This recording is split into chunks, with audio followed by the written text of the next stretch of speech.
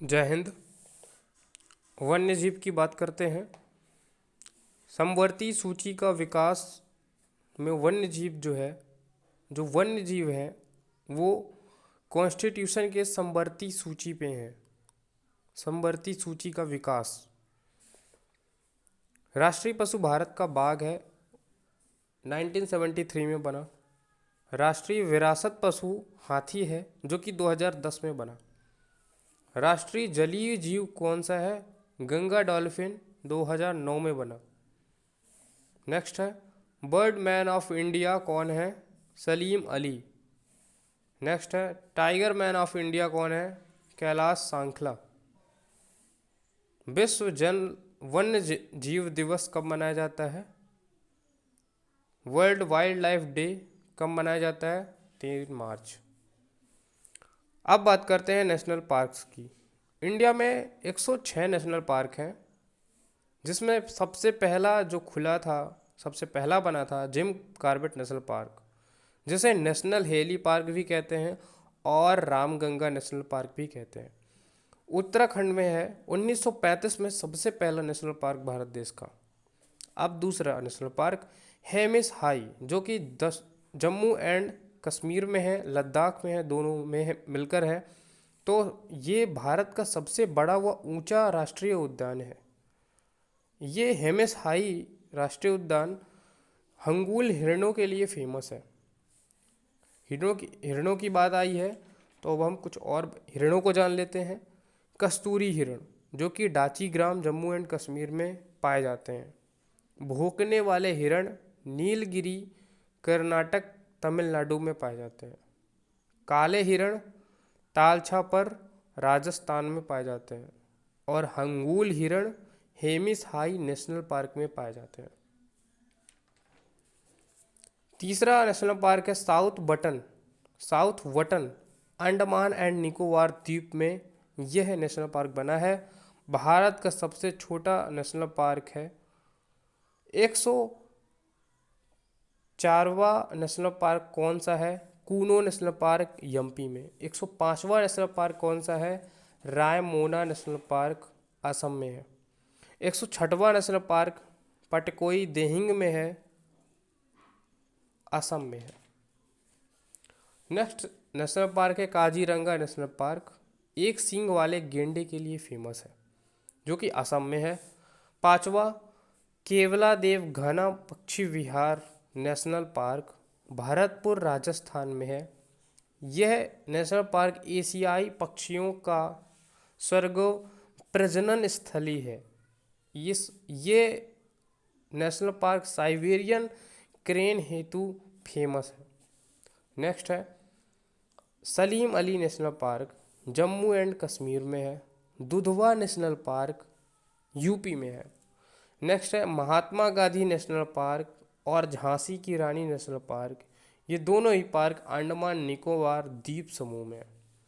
Next है Sanjay Gandhi national park और Indira Gandhi national park Maharashtra में है। नेक्स्ट है राजीव गांधी नेशनल पार्क कर्नाटक में और आंध्र प्रदेश में है। नेक्स्ट है नंदा देवी नेशनल पार्क उत्तराखंड में है। और नेक्स्ट है कूनो नेशनल पार्क एमपी में है, जहां नामीबिया से चीते लाकर यहाँ छोड़े गए। नेक्स्ट है गिर नेशनल पार्क, जो है वो बब्बर शेर के लिए फेमस है और कहाँ है? वो गुजरात में है। शेर की गणना के हिसाब से 4 है और बाघ की गणना 5 है। अब हम बात करते हैं टाइगर्स प्रोग्राम की बाघ परियोजनाओं की। बाघ की परियोजना अभी तक भारत में 54 है।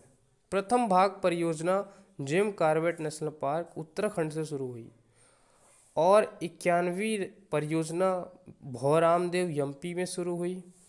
52वीं बाघ परियोजना रामगढ़ राजस्थान में शुरू हुई और 53वीं बाघ परियोजना घासीदास छत्तीसगढ़ में शुरू हुई। 54वीं बाघ परियोजना रानीपुर उत्तर प्रदेश में शुरू हुई और सबसे बड़ी बाघ परियोजना नागार्जुन सागर आंध्र प्रदेश में है और सबसे छोटी बाघ परियोजना बोर महाराष्ट्र में है। विश्व की सबसे ऊंची बाघ परियोजना नामदाफा बाघ परियोजना है, जो कि अरुणाचल प्रदेश में है। ये नामदाफा बाघ परियोजना उड़न गिलहरियों के लिए फेमस है। नेक्स्ट है रणथंभौर बाघ परियोजना सवाई माधोपुर राजस्थान में है।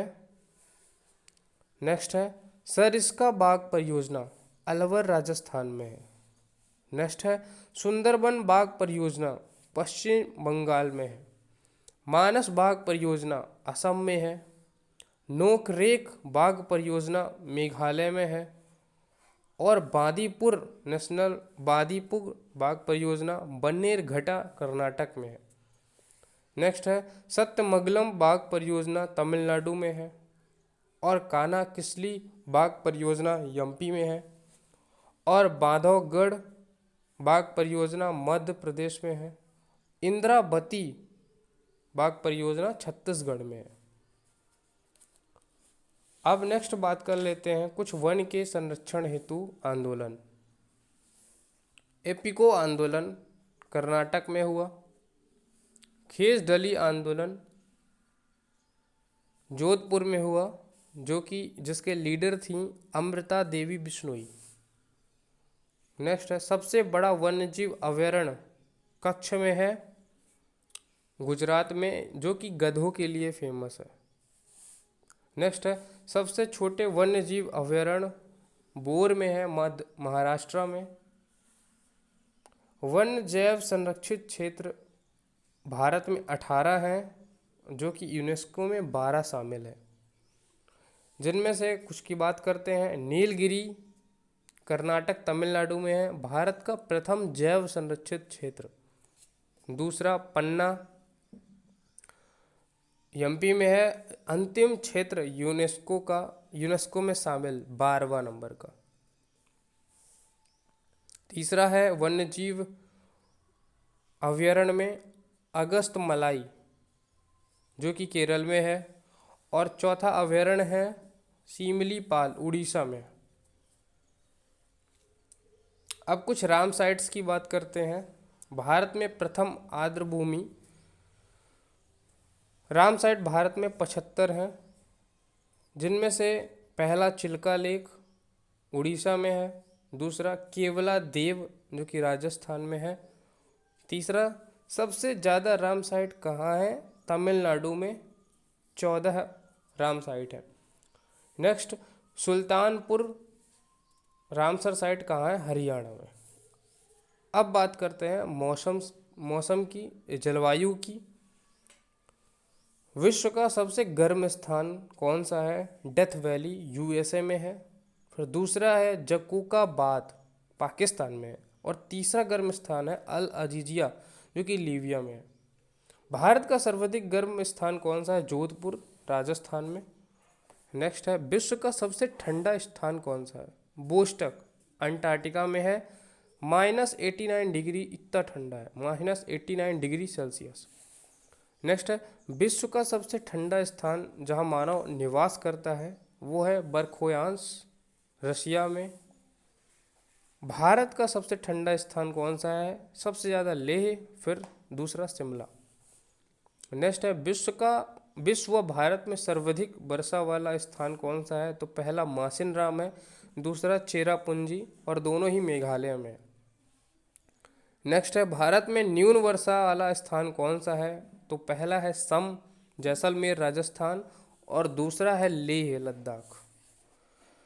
सबसे न्यून वायु दाब वाला स्थान कौन सा है?